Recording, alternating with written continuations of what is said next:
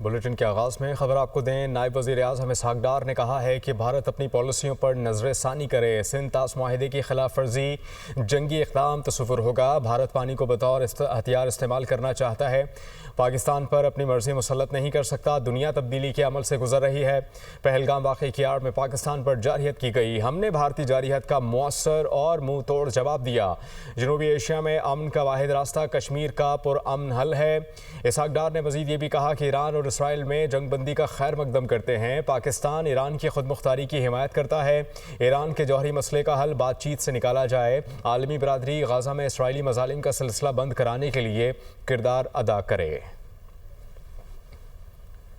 India's unfounded allegations following the Pahalgam attack and its unprovoked aggression in May 2025.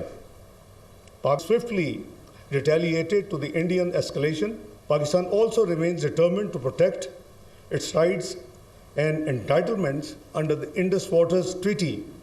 We firmly reject attempts by India to weaponize water in pursuit of its narrow geopolitical objectives. We have made very clear in the National Security Committee meeting on 24th of April that any action by India to divert the flow of water would be considered as an act of war.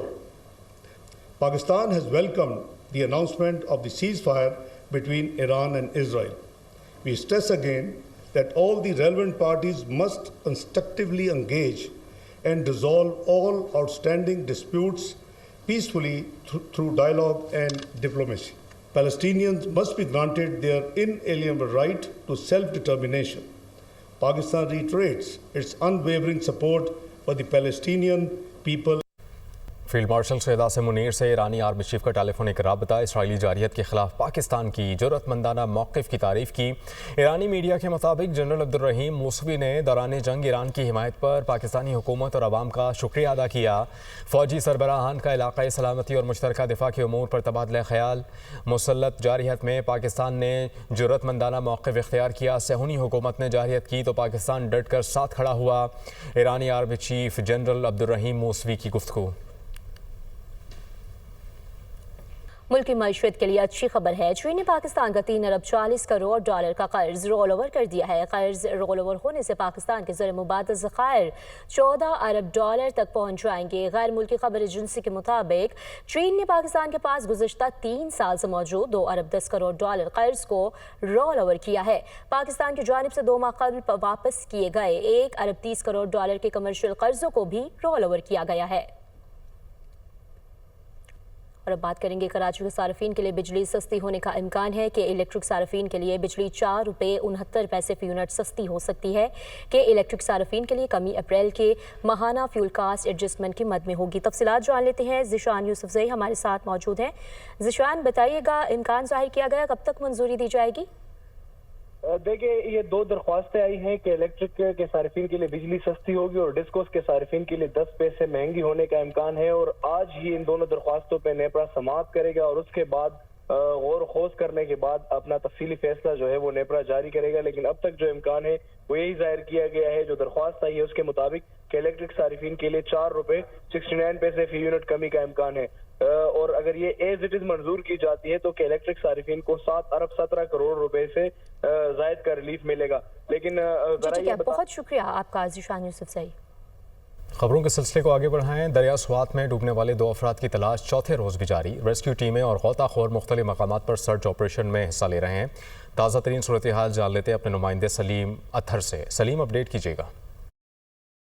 जी, 3 रोज़ कबल जो अफसोसनाक वाक़या दरिया स्वात के इस मकाम पे जो मेरे पीछे दरिया स्वात बह रहा है, सैलाबी रैली में 18 अफराद जो है वो बह गए थे। 3 रोज़ के दौरान 12 डेड बॉडीज को जो है वो निकाले गया है। 2 जो डेड बॉडीज है वो लापता है। कराची का मयूजुल्ला और जो सियालकोट दस्का से ताल्लुक़ रखने वाली 8 साल बच्ची इशाल शामिल है। उसकी तलाश के लिए दरिया स्वात के मुख्तलिफ मकामात पर जो रेस्क्यू ज़राए हैं उनका कहना है कि 45 एहलकार इस वक्त सर्च ऑपरेशन कर रहे हैं। कल सुबह जो ज़िली इंतज़ामिया है उन्होंने यहाँ पर उन गैर कानूनी तामीरात के खिलाफ जो है ऑपरेशन स्टेशन शुरू करके तकरीबन 8 से 10 ऐसे रेस्टोरेंट, कैफे और दीगर जो तामीरात थी उनको हटाया है, उनको जो है मिसमार किया है। कमिश्नर मलाकन डिवीजन है आबिद वजीर, उनके मुताबिक ये ऑपरेशन उस वक्त तक जारी रहेगा जब तक जितनी भी इलीगल गैर कानूनी तामीरात मौजूद है और उनको हटाया न जा सके।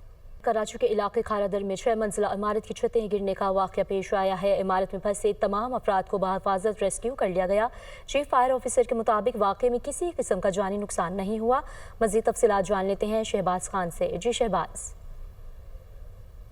जी बिल्कुल, इस वक्त हम खारादर के इलाके में मौजूद हैं जहां पर आज सुबह जो है 6 मंजिला इमारत है जिसकी बलाई मंजिल की छत गिरी थी और वो गिरते हुए मेज़ाइन फ्लोर तक आई है, जिसके नतीजे में इमारत का जो जीना है वो मुकम्मल तौर पर जो है वो डैमेज हो गया था, जिसमें इमारत में तकरीबन 20 से ज़ायद अफराद बताए जा रहे हैं कि फंसे हुए थे, जिनको तमाम अफराद को बाहिफाजत रेस्क्यू कर लिया गया। इस वक्त chief fire officer Humayun Khan हमारे साथ मौजूद हैं, उनसे मजीद इस रेस्क्यू ऑपरेशन के हवाले से हम जानते हैं।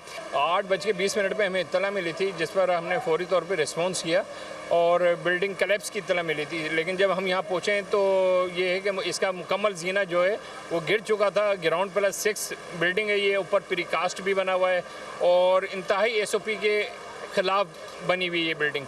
हमने तकरीबन 22 लोगों को रेस्क्यू कर चुके हैं मौके पर। अल्लाह का करोड़ों करम है, कोई भी जानी नुकसान नहीं हुआ, सबको रिकवर कर लिया है। अब सर्चिंग का अमल हमारा चल रहा है। जी बिल्कुल, ये मुतालिका महकमा यानी कि सिंध बिल्डिंग कंट्रोल अथॉरिटी के अमला भी यहाँ पर पहुँचा है, ज़िला इंतज़ामिया के लोग भी यहाँ पर पहुँचे हैं। इस इमारत का जो है वो तफसीली जायज़ा लिया जा रहा है कि आया ये रिहाइश के काबिल है या नहीं। जी से मुताल्लिक सुप्रीम कोर्ट का फैसला, इलेक्शन कमीशन का अहम मुशावरती इजलास आज होने का इम्कान। लीगल टीम इलेक्शन कमीशन इजलास में फैसले के बारे में ब्रीफिंग देगी। मखसूस नशिस्तों से मुताल्लिक सुप्रीम कोर्ट का फैसला, इलेक्शन कमीशन का अहम मुशावरती इजलास आज होने का इम्कान। इस इजलास में लीगल टीम इलेक्शन कमीशन के फैसले के बारे में ब्रीफिंग देगी। पंजाब असेंबली में अपोजिशन का हंगामा आराई का मामला, अपोजिशन को 13 स्टैंडिंग कमेटीज़ की चेयरमैनशिप से हटाने का फैसला। पंजाब असेंबली में 13 में से 4 स्टैंडिंग कमेटीज़ की चेयरमैनशिप पर अदम एतमाद के लिए मीटिंग बुला ली गई। हमजा खुर्शीद लाहौर से हमें ज्वाइन करेंगे। हमजा, क्या अपडेट्स हैं आपके पास?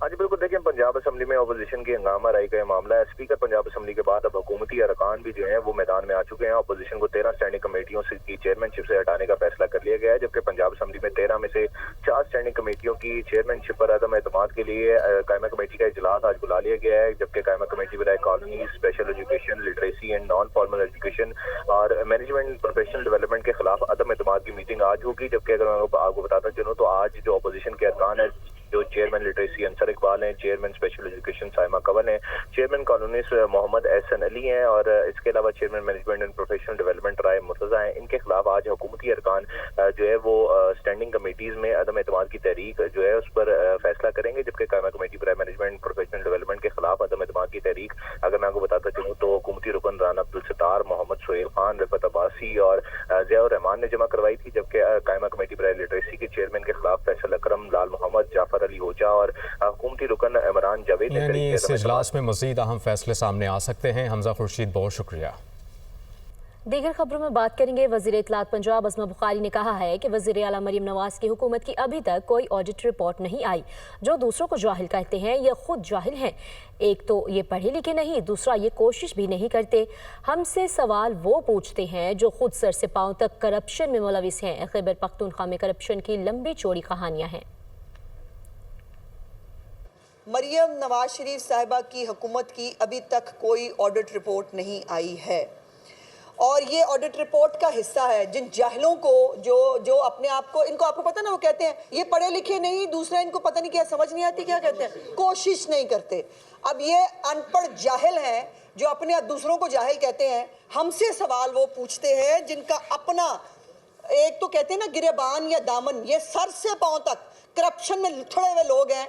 खैबर पख्तूनख्वा की लंबी चौड़ी स्टोरीज हैं जो करप्शन की, और वहाँ पर किसी और की हुकूमत नहीं है। पिछले 12 साल से एक ही महात्मा के फरिश्तों की हुकूमत है।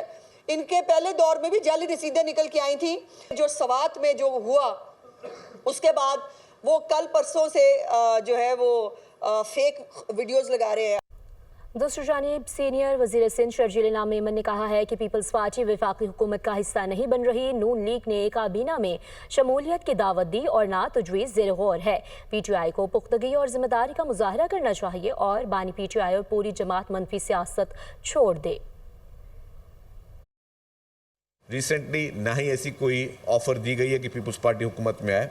मैं रिसेंट की बात करूं, पहले डेफिनेटली वो थी, और ना पीपल्स पार्टी ज़ेर गौर कर रही है कि अभी ज़ेर गौर करे कि हम कोई हुकूमत का हिस्सा बने। PTI इस मुल्क का एक वजूद है, PTI का वजूद इस मुल्क में है। उनको मैच्योरिटी से काम लेना चाहिए। इमरान खान साहब को चाहिए कि मनफी सियासत छोड़ दें। जो पूरी टीम डेफिनेटली उनके कहने के बगैर नहीं कर रही है काम, पूरी दुनिया में पाकिस्तान को बदनाम करने के लिए कोई कसर नहीं छोड़ रही है, और पता नहीं कहाँ से फंड्स आ रहे हैं, कौन इनको फंड्स दे रहे हैं। तो मैं समझता हूँ कि होश के नाखून ले, कुछ अपनी गलतियों से सीखते हैं। तो देखिए, अदालतें तो आइन और कानून के तहत चलेंगी ना। अदालतें मेरी आपकी फीलिंग्स के हिसाब से नहीं चलेंगी। खैबर पख्तूनख्वा में जो मासूम लोगों की जानें गई, वो एक अलमिया था। ये हुकूमत, खैबर पख्तूनख्वा हुकूमत की तरफ से या उनकी इंतज़ामिया की तरफ से नाकामी ज़रूर है। हुकूमत को ज़्यादा मुतहरिक होना चाहिए था, यस, लेकिन उसमें पॉइंट स्कोरिंग नहीं करनी चाहिए। इस पर अगर बैठ के मैं पॉलिटिक्स करूँ तो मैं समझता हूँ ये ट्रेंड ख़त्म होना चाहिए पाकिस्तान में।